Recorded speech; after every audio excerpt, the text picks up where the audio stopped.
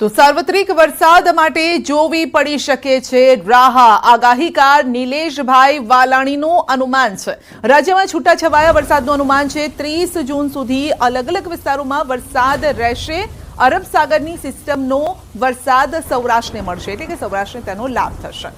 દ્વારકામાં આજે સારા વરસાદની શક્યતા છે. જો કે ગઈકાલ સાંજથી જ દ્વારકામાં સારો એવો વરસાદ પણ જોવા મળી રહ્યો છે. અનેક જગ્યાએ પાણી પણ ભરાઈ ગયા હતા.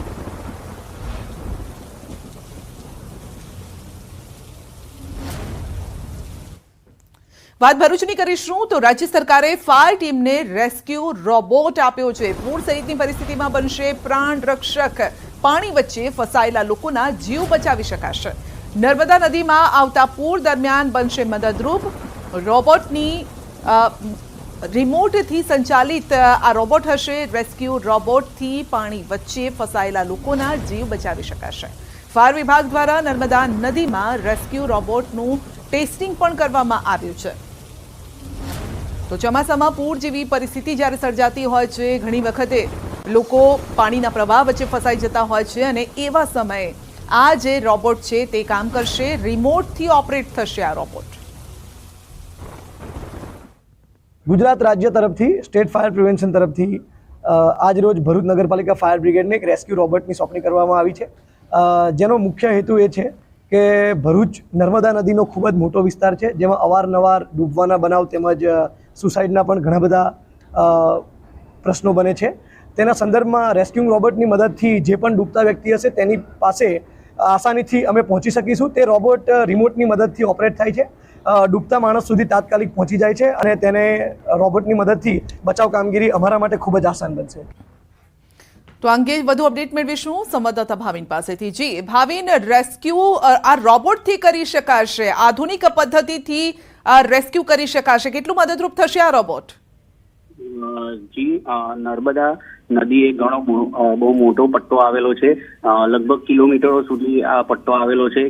ઘણી જગ્યા એવી હોય છે કે ત્યાં રેસ્ક્યુ કરવા જઈ શકાતું નથી. તેથી આ રોબોટને અહીં ઉતારવામાં આવેલો છે, અને આ રોબોટ રિમોટથી સંચાલિત હોવાથી એ કોઈ પણ જાડી ઝાખરાવાળી બી રેસ્ક્યુવાળી જગ્યા પર ઘૂસી શકે છે.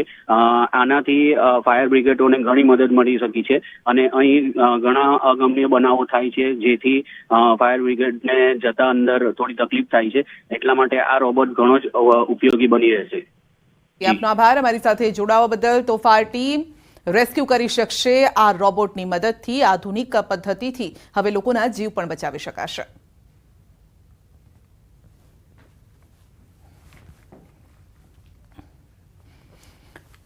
રાજ્યભરમાં શાળા પ્રવેશોત્સવ ચાલી રહ્યો છે, અને ત્યારે મુખ્યમંત્રી ભૂપેન્દ્ર પટેલે રાજ્યવ્યાપી શાળા પ્રવેશોત્સવ 2024નો શુભારંભ કરાવ્યો. ડાંગની સુબીર તાલુકાની બીલીઆંબા પ્રાથમિક શાળાથી પ્રારંભ કરાવ્યો હતો. શાળા પ્રવેશોત્સવ દરમિયાન સીએમનું નિવેદન છે કે શિક્ષકોની કોઈ ફરિયાદ હોય તો ધ્યાન દોરો, તમને મુશ્કેલી લાગે તો અમારા સુધી પહોંચાડો.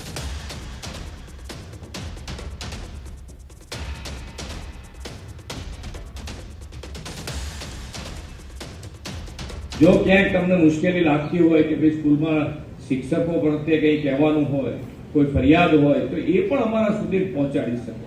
પણ તમારી જેટલી જાગૃતિ રહેશે એટલું અત્યારે શિક્ષકો પણ પૂરતું ધ્યાન આપે છે.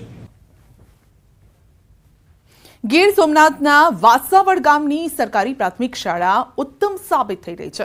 શાળામાં બાળકોને અભ્યાસ કરાવવા માટે વાલીઓએ વેઇટિંગમાં રહેવું પડે છે, અને દર વર્ષે 70 જેટલા બાળકો વેઇટિંગમાં હોય છે. આસપાસના 8 થી 10 ગામના વાલીઓ પોતાના બાળકોને આ શાળામાં અભ્યાસ કરાવવા માટે ઈચ્છે છે. અહીં દરેક શિક્ષક પૂર્ણ શિક્ષિત છે. બાળકોમાં ઉમદા શિક્ષણરૂપી સંસ્કાર સિંચન કરવાની પણ તેમનામાં ખેવના છે. અભ્યાસમાં નબળા બાળકો પ્રત્યે અહીં વિશેષ ધ્યાન અપાય છે. વાંચન, ગણન, લેખન પર ખાસ ધ્યાન અપાય છે. નિયમિત અને નિરંતર શિક્ષણ એ અહીંનો ઉદ્દેશ્ય છે, અને આ શાળામાં બાળકોને નિઃશુલ્ક શિક્ષણ આપવાની સાથે પાઠ્યપુસ્તકો તેમજ સ્વાધ્યાય પોથી પણ સરકાર તરફથી આપવામાં આવે છે. 45 વિદ્યાર્થીઓને એક ક્લાસમાં સમાવી શકાય છે, ને અહીં પ્રજ્ઞા તેમજ સ્માર્ટ ક્લાસની પણ ઉપલબ્ધિ છે. તો શિક્ષણ માટે તમામ આધુનિક સુવિધાઓ અહીં મળી રહે છે.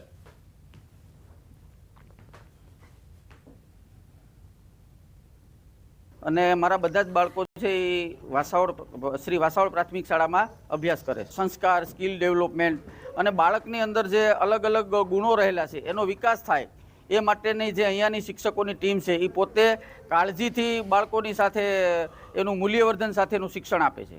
અહીંયાનું શિક્ષણ બહુ વાતાવરણ સારું છે અને શિક્ષણ એ સારું છે એટલે અમે પોતે બાઇકો લઈને છોકરા અહીં મૂકવા આવીએ છીએ. બાકી નજીકમાં છે પણ અમને અહીંયાનું શિક્ષણ નથી, અહીં વાસાવડ સારું છે શિક્ષણ એટલે અહીં મૂક્યા છે. વાસાવડ ગામની સરકારી શાળામાંથી દર વર્ષે 4 થી 5 વિદ્યાર્થીઓ જવાહર નવોદય વિદ્યાલયની પરીક્ષા પણ પાસ કરે છે. આ શાળામાંથી અભ્યાસ કરી ચૂકેલા દર બેચના 18 જેટલા પૂર્વ વિદ્યાર્થીઓ આજે સરકારી નોકરી કરી રહ્યા છે. રમતગમત ક્ષેત્રે પણ શાળાના વિદ્યાર્થીઓ અવ્વલ દરજ્જાનું સ્થાન મેળવી રહ્યા છે. વાસાવડની આ શાળામાં પ્રાંચી, ઘંટિયા, ટીંબડી, આલિદ્રા, પ્રાંસલી સહિતના ગામોમાંથી અભ્યાસ અર્થે 130 જેટલા બાળકો ભણવા આવે છે. અહીં કુલ 257 બાળકો અભ્યાસ કરે છે અને અહીં મૂલ્યવર્ધિત શિક્ષણ આપવામાં આવે છે. સાથે જ ભાર વગરનું ભણતર આપવામાં આવે છે અને સ્કિલ ડેવલપમેન્ટ પર ખાસ ધ્યાન અપાય છે. સ્પર્ધાત્મક પરીક્ષાઓની તૈયારી પણ અહીં હળવાશપૂર્વક કરાવવામાં આવે છે. દર વર્ષે 5 છોકરાઓ 6 છોકરાઓ એવી રીતથી નવોદયમાં જાય, કોઈ સારું ભણાવે એની હિસાબે બધા અહીં બાજુ ગામમાંથી બધા અહીં ભણવા મેળવા આવે છે. દરેક કોમ્પિટિટિવ એક્ઝામ, નવોદય હોય, જ્ઞાન સાધના, જ્ઞાન સેતુ હોય, NMSની એક્ઝામમાં આ બાળકો એ ઉચ્ચ સ્થાન પ્રાપ્ત કરી અને એમાં પ્રવેશ લે છે. આ સિવાય ગીર સોમનાથ જિલ્લાના સૌથી વધુ પ્રતિભાશાળી બાળકો આ શાળામાં રહેલા છે. હાલમાં જ શિક્ષણનું નવું સત્ર ચાલુ થયું છે અને નવા સત્રમાં વાલીઓ પોતાના બાળકોને અભ્યાસ કરાવવા માટે ખાનગી શાળાઓમાં એડમિશન લેવા માટે થઈ અને દોડાદોડી કરતા હોય છે. પરંતુ ગીર સોમનાથ જિલ્લાની એક એવી શાળા છે કે જે સરકારી પ્રાથમિક શાળા છે અને અહીંયા ખાતે પણ બાળકો છે તેમના એડમિશન માટે વાલીઓ પડાપડી કરે છે. ખાસ કરીને આ જે ગીર સોમનાથ જિલ્લાનું વસાવડ પ્રાથમિક શાળા છે, જોવા જઈએ તો આ સરકારી પ્રાથમિક શાળા છે, પરંતુ અહીં 50% વધુ વિદ્યાર્થીઓ અન્ય ગામના છે, એટલે કે આસપાસના 15 થી 20 કિલોમીટરના એરિયામાં આવતા જે ગામડાના લોકો છે, વાલીઓ છે, તે પોતે અહીંયા એડમિશન લઈ રહ્યા છે. જોકે એવું નથી, સરકારી શાળા ગુજરાતના દરેક ગામડાઓમાં હોય છે, પરંતુ ક્યાંક ને ક્યાંક અહીંનો જે શિક્ષકગણ છે, અહીંનો જે સ્ટાફ છે, તેમની કામગીરીને લઈ અને આસપાસના જે ગામડાઓના વાલીઓ છે તે બાળકોને અહીંયા અભ્યાસ કરવા માટે મૂકવા આવે છે.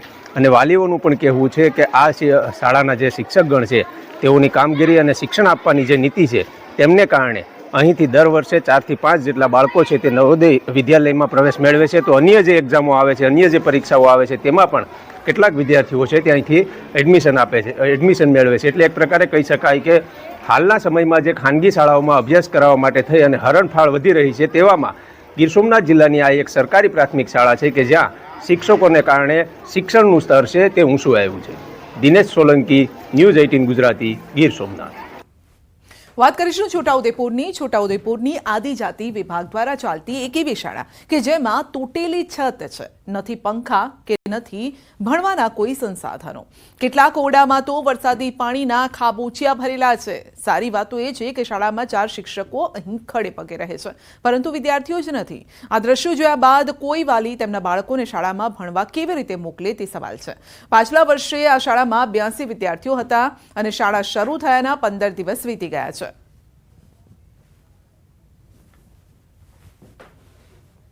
અને સીધા જ હવે સાંભળીશું પીએમ નરેન્દ્ર મોદીને. बाल विकास मंत्रालय में राज्य मंत्री Shri Tokhan Sahu, housing and urban affairs मंत्रालय में राज्य मंत्री श्री राजभूषण चौधरी, जल शक्ति मंत्रालय में राज्य मंत्री श्री भूपति राजू श्रीनिवास वर्मा, हैवी इंडस्ट्रीज मंत्रालय में राज्य मंत्री और इस्पात मंत्रालय में राज्य मंत्री श्री हर्ष मल्होत्रा, कॉरपोरेट कार्य मंत्रालय में राज्य मंत्री और सड़क परिवहन और राजमार्ग मंत्रालय में राज्य मंत्री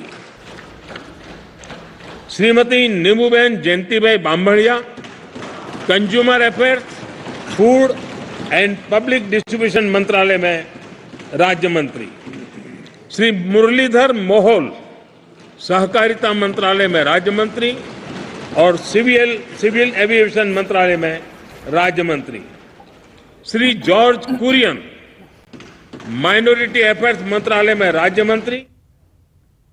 સુરતમાં વરાછાના ધારાસભ્ય કુમાર કાનાણીનો વધુ એક લેટર બોમ્બ.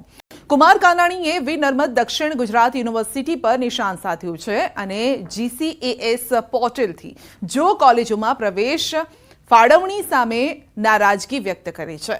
પોર્ટલની આખી સિસ્ટમમાં કોઈ જ મોનિટરિંગ ન હોવાથી સેલ્ફ ફાઇનાન્સ કોલેજના સંચાલકો બેફામ બન્યાનો ઉલ્લેખ પણ કર્યો છે અને સમય મર્યાદા કરતા વહેલા પ્રવેશ ફાળવી દેવામાં આવ્યાની પણ ફરિયાદ નોંધાઈ છે.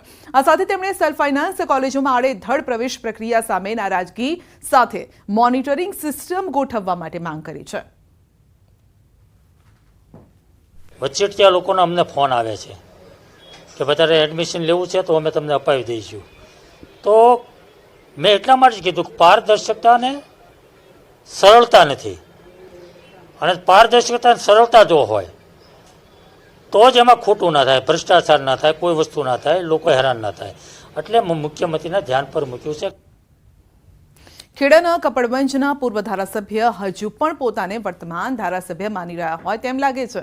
પૂર્વ ધારાસભ્ય કાળુસિંહ ડાભીએ પોતાના ધારાસભ્ય લેટરપેડ પર મુખ્યમંત્રીને કરી છે રજૂઆત અને પૂર્વ ધારાસભ્યનો ધારાસભ્યના લેટરપેડ પર સીએમને રજૂઆત કરતો આ પત્ર સામે આવ્યો છે. સીએમને લખેલા પત્રમાં વર્ષ 2021-22 અને 22-23માં થયેલા રસ્તાના કામોની તપાસ માટે રજૂઆત કરાઈ છે. કપડવંજ અને કટલાલ તાલુકામાં મુખ્યમંત્રી ગ્રામ સડક યોજના હેઠળ માર્ગ મકાન હેઠળ મંજૂર રસ્તાઓના કામોમાં ભ્રષ્ટાચારની તપાસની રજૂઆત કરાઈ છે.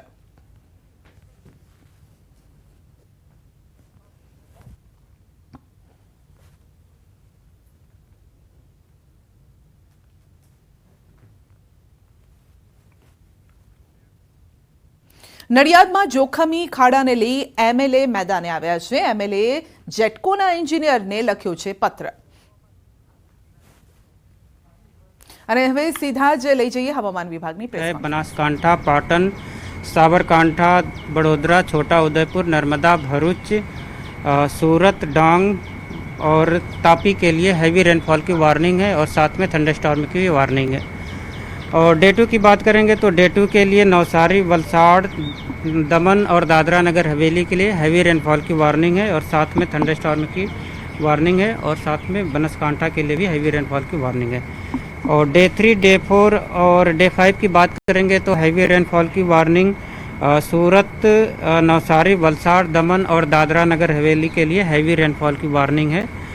और सौराष्ट्र रीजन की बात करेंगे तो सौराष्ट्र रीजन के लिए आज के लिए डे 1 के लिए हैवी रेनफॉल की वार्निंग है. वो डिस्ट्रिक्ट है राजकोट, जामनगर, पोरबंदर, जूनागढ़, अमरेली, भावनगर, गिर सोमनाथ, द्वारका और कच्छ और दीव के लिए हैवी रेनफॉल की वार्निंग है और साथ में थंडरस्टॉर्म की वार्निंग है. और डे 2 की बात करेंगे तो डे 2 के लिए जो डिस्ट्रिक्ट है जहां पर सौराष्ट्र और कच्छ रीजन के लिए जहां पर हैवी रेनफॉल की वार्निंग दी गई है वो डिस्ट्रिक्ट है जामनगर, पोरबंदर, जूनागढ़, अमरेली, भावनगर, द्वारका और गिर सोमनाथ के लिए हैवी रेनफॉल की वार्निंग है. और बाकी जो डिस्ट्रिक्ट हैं डे 1 से लेके डे 7 तक उन डिस्ट्रिक्ट में मतलब गुजरात और सौराष्ट्र रीजन के सारे और कच्छ के सारे डिस्ट्रिक्ट कवर है जहां पर लाइट टू मॉडरेट रेन का पूर्वानुमान है. और फिशरमैन वार्निंग की बात करेंगे तो फिशरमैन आज के लिए पूरे एंटायर गुजरात कोस्ट के लिए फिशरमैन की वार्निंग है. और जो विंड स्पीड होगी वो 35 से 45 के kmph और साथ में गस्टी 55 kmph के रहने की गस्टी विंड रहने का पूर्वानुमान है. अहमदाबाद में क्या रहेगा? अहमदाबाद में आज लाइट टू मॉडरेट रेन और साथ में थंडरस्टॉर्म की वार्निंग है. सर कौन से सिस्टम के कारण बारिश हो रही है? अभी एक सेंट्रल गुजरात पे साइक्लोनिक सर्कुलेशन बना हुआ है जिसके कारण आज जो डिस्ट्रिक्ट दिए गए हैं जहां पे हैवी रेनफॉल की वार्निंग है वो डिस्ट्रिक्ट है गुजरात रीजन के बनासकांठा, पाटन, साबरकांठा, बड़ोदरा, छोटा उदयपुर, नर्मदा, भरूच, सूरत, डांग और तापी. और सौराष्ट्र और कच्छ के लिए जहां पर आज के लिए हैवी रेनफॉल की वार्निंग दी गई है वो डिस्ट्रिक्ट है राजकोट, जामनगर, पोरबंदर, जूनागढ़, अमरेली, भावनगर, द्वारका, गिर सोमनाथ, कच्छ और दीव के लिए. सर मानसून कहाँ तक पहुँचा? मानसून जो कल तक का प्रोग्रेस था वो मुंड्रा से होते हुए महसाना तक गया है और आने वाले 3 से 4 दिनों में जो गुजरात के कुछ और पार्ट्स बचे हुए हैं, वहाँ पे प्रोग्रेस का पूर्वानुमान है। कौन सा मुंद्रा कच्छ में आया मुंद्रा था। हाँ, मुंद्रा तो कच्छ में गई है नहीं लाइन। 19 જિલ્લામાં ભારે વરસાદની આગાહી છે, જેમાં દક્ષિણ ગુજરાત આ સાથે સૌરાષ્ટ્રના કેટલાક વિસ્તારો, મધ્ય ગુજરાતમાં પણ થઈ શકે છે ભારે વરસાદ। 3 થી 4 દિવસ હજી આ જ પ્રકારે વાતાવરણ રહેશે અને હાલ ચોમાસું કચ્છ વાયા કચ્છ મહેસાણા પહોંચ્યું છે અને બાકીના જિલ્લાઓમાં પણ 3 થી 4 દિવસમાં પ્રવેશ કરી લેશે। તો સૌરાષ્ટ્રમાં આજે ભારે વરસાદની આગાહી છે। ગઈકાલથી જ દ્વારકામાં ધોધમાર વરસાદ જોવા મળ્યો છે। અમરેલીમાં પણ સારો વરસાદ જોવા મળ્યો હતો, ખેતરોમાં પાણી ભરાઈ ગયા હતા।